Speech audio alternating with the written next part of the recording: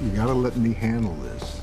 Welcome to Watch Mojo, and today we'll be counting down our picks for the top 10 last-minute changes in the MCU. 20 years you've been throwing that in my face, like it's some great thing not eating me.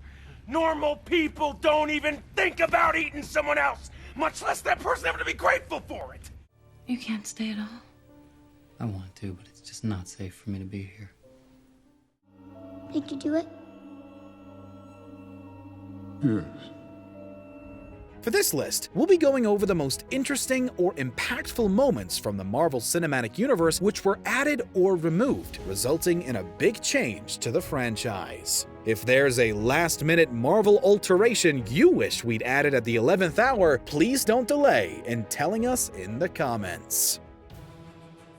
Number 10. Wasp, Founding Avenger, The Avengers. The original Avengers film looked very different in development. Ant-Man was once intended to be part of the crossover, but his own solo film getting delayed put a hold on that. Perhaps more surprising though is that his fellow shrinking superhero, the Wasp, was considered at one point during development.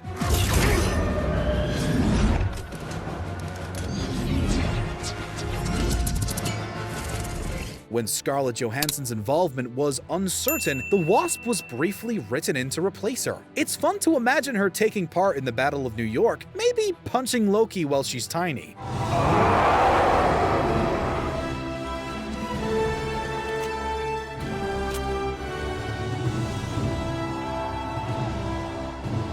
Wasp also nearly debuted, in costume at least, in Captain America Civil War, but it would take another 2 years to shrink and fight on screen. It's about time indeed. It's about damn time.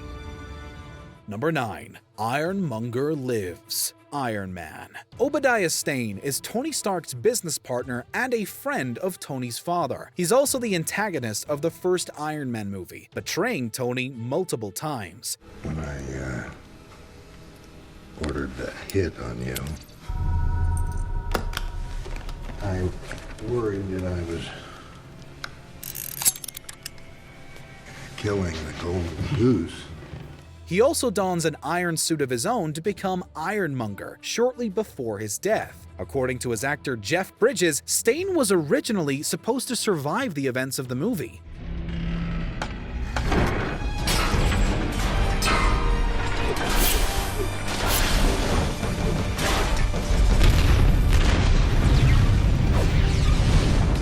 Bridges' charisma and many memorable lines have made Stane iconic enough in one movie, so we'd love to see how Stane developed over time. Honestly, it's impossible. Tony Stark was able to build this in a cave with a box of scraps.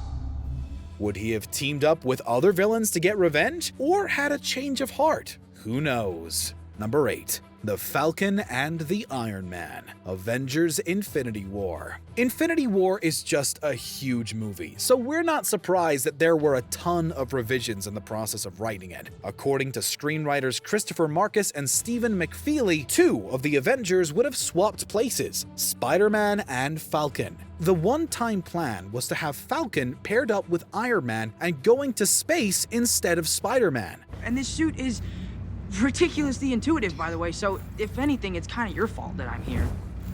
What did you just say? I take that back. The pair of them haven't had many interactions, and some of them have been less than cordial, so it would have been interesting to see how they handled fighting aliens together. Clearly, I made a mistake. Sam, I was wrong. That's a first. Still, we wouldn't have got Peter and Tony's great moments together, so we're not too broken up about it. I'm back up. No, you're still away. The adults are talking. I'm sorry, I'm confused as to the relationship here. I mean, what is he, your ward? No. I'm Peter, by the way. Number 7. Yondu dies early. Guardians of the Galaxy. Yondu Udanta is Peter Quill's sort of father figure who abducted him and raised him in the unorthodox Ravager lifestyle. We do not do that to each other. We're Ravagers. We got a code. Yeah, and that code is steal from everybody. When I picked you up on Terra, these boys of mine wanted to eat you. Yeah? They ain't never tasted any Terran before. I stopped them. You're alive causing me. However, most of their relationship is expanded on in the second film. In the first film, Peter is trying to get away from his blue dad's violent lifestyle. Their antagonism is such that, according to writer-director James Gunn, one earlier draft of the script had Yondu being killed upon opening the orb containing what he thinks is the Power Stone.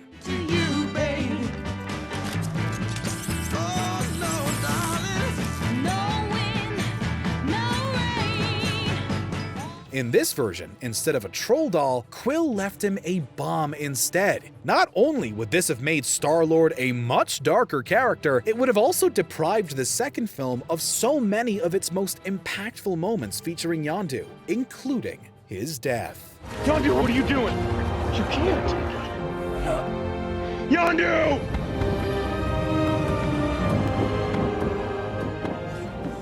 Number 6. Alternate villain, Iron Man 3. The whole villain situation in the third Iron Man went over like a ton of bricks for many people, but the movie almost had a different villain entirely. Where's the Mandarin?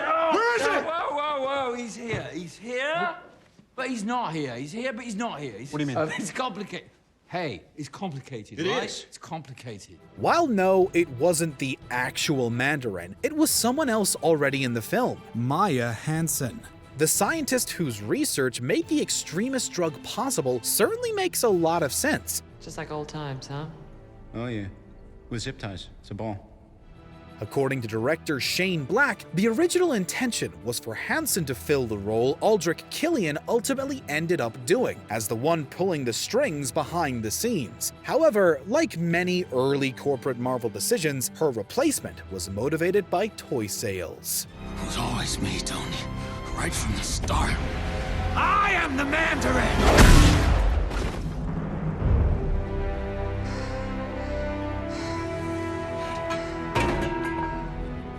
Number 5. Alternate Black Widow or Agent Carter, Iron Man 2, and Captain America, the First Avenger. Plenty of actors are considered for roles before they're cast, but through coincidence, one actress in particular was in contention for both Black Widow and Peggy Carter, Emily Blunt.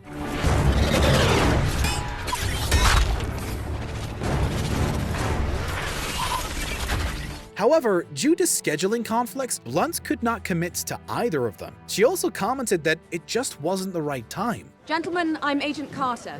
I supervise all operations for this division. While Scarlett Johansson and Hayley Atwell are both spectacular as the characters, it is fun to imagine what Blunt would have been like in either role. She could have easily brought the strength and badass stunts both characters require.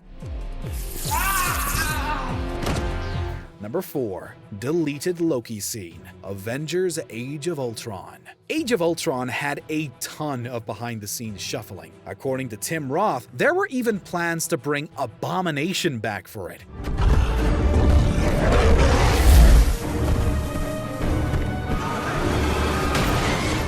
However, our pick goes to the near miss of an appearance by the villain of the first Avengers film, Loki. According to Joss Whedon and actor Tom Hiddleston, a scene with Loki was shot, apparently as part of Thor's vision sequence.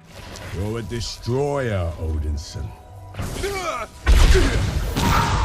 See where your power leads. However, test audiences were reportedly confused by Loki showing up, apparently believing that Loki was somehow involved in controlling Ultron. As silly as that sounds, the fact that Loki's scepter does feature heavily in the plot does lend some credence to the belief. We still want to see that footage though. We all want more Loki. Where are you at these days? It varies from moment to moment. Number 3. Mark Ruffalo as Bruce Banner, The Avengers. You may have noticed that Bruce Banner looks different after his first appearance in The Incredible Hulk. Listen, I should leave as early as I can. Really?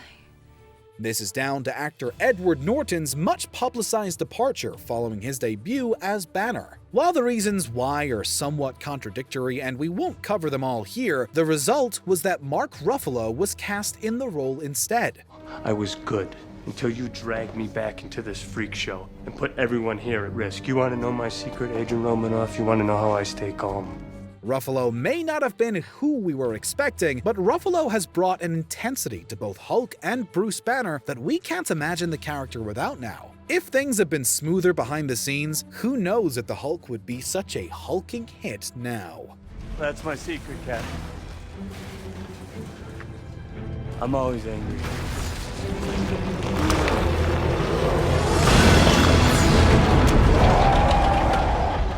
Number 2. The snap could have happened in Endgame, Avengers Infinity War. The snap is one of the biggest moments in not just the MCU, but in cinema in general for the last few decades. You should have gone for the head. Thanos wiping out half the universe with the snap of his fingers, including many of our favorite heroes, had everyone in awe and proved to be the perfect hook for fans to want to see what happens next. Tony.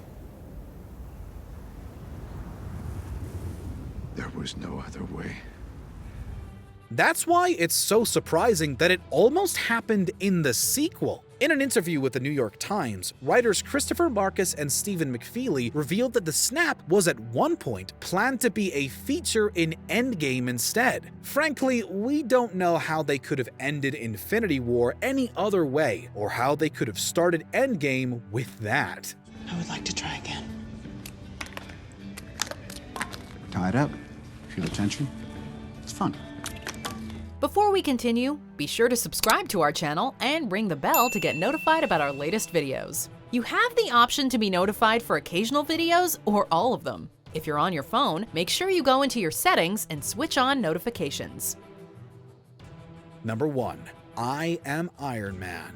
Iron Man. One of the most iconic catchphrases from the MCU wasn't in the script. Well, good, because that would be outlandish and, fantastic.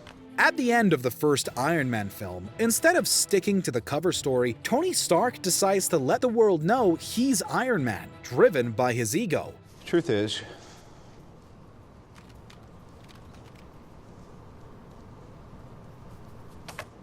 I am Iron Man. This moment, like much of the movie, was improvised by Robert Downey Jr. Not only was the moment incredibly in character, but it also upset the typical conventions of superhero movies to that point: secret identities. The line also became one of Tony's most memorable lines, and without it, we wouldn't have gotten several of his greatest moments. Part of the journey is the end. Do you agree with our picks? Check out this other recent clip from WatchMojo, and be sure to subscribe and ring the bell to be notified about our latest videos.